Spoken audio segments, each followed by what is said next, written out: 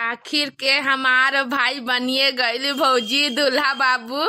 अब बाराती जाए ले तैयार है हमारो भाई। कैसन दिखत है रे हमारो भाई के केहू के नजरे ना लागे हो दादा।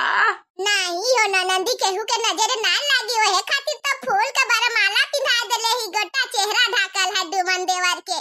केहू के नहीं नजरे लागे हमारे देवरू के। अरे जल्दी से जाए बाराती, अरे दुल्हन लेके आई हमारे देवर। या जीजी काहे खातिर की डुमन देवर का सरकारी नौकरी लागल है, अभी बियाह करता, नजर लागियो जाए केहू न केहू के जीजी। तो हम तो कहब काला टीका काने के नीचे लगा दियो। काला टीका लगाए देले ही भौजी। तब ठीक है। तो ये ननंदी काहे खातिर लेट करत हियो? हुआ पहुंच के विधि विधान भी समय से शुरू करे का है। शुभ मुहूर्त में बियाह करे का है लड़की के घर पहुंच के। तो जल्दी से हिया निकलावा गाड़ी, दूल्हा बाबू के बैठावा गाड़ी में, बैठावा। का भौजी देवर के बियाह करे बैठले है कु हड़बड़ करे। आई देवर जाता दुल्हन लाने तो का गाना बजाना कुछ ना होई। चला भौजी गावा फटाफट गाना। परछन चलेली दीदी सुहागिन, परछन चलेली दीदी सुहागिन, परछन चलेली दीदी सुहागिन, परछन चलेली दीदी सुहागिन। परिछला हो दुल्हन धीरे धीरे, परिछला हो दुल्हन धीरे धीरे, परिछला हो दुल्हन धीरे धीरे, परिछला हो दुल्हन धीरे धीरे। परछले चली है दादी सुहागिन, परिछने चली है दादी सुहागिन, परिछने चली है दादी सुहागिन, परिछने चली है दादी सुहागिन। परिछला हो अम्मा धीरे धीरे, परिछला हो अम्मा धीरे धीरे, परिछला हो अम्मा धीरे धीरे, परिछला हो अम्मा धीरे धीरे। परिछने चली है अम्मा सुहागिन, परिछने चली है अम्मा सुहागिन, परिछला हो अम्मा धीरे धीरे, परिछला हो अम्मा धीरे धीरे। परिछने चली है अम्मा सुहागिन, परिछने चली है अम्मा सुहागिन, परिछला हो अम्मा धीरे धीरे, परिछला हो अम्मा धीरे धीरे।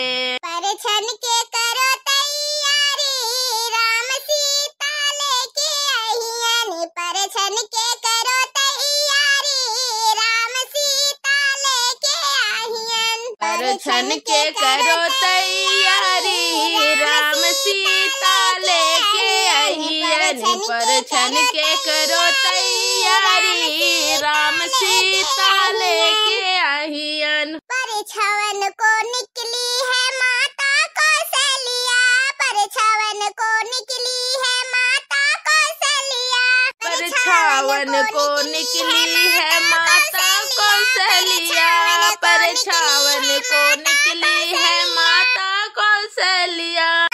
परुछला हो माता धीरे धीरे, परुछला हो माता धीरे धीरे, परुछला हो माता धीरे धीरे, परुछला हो माता धीरे धीरे।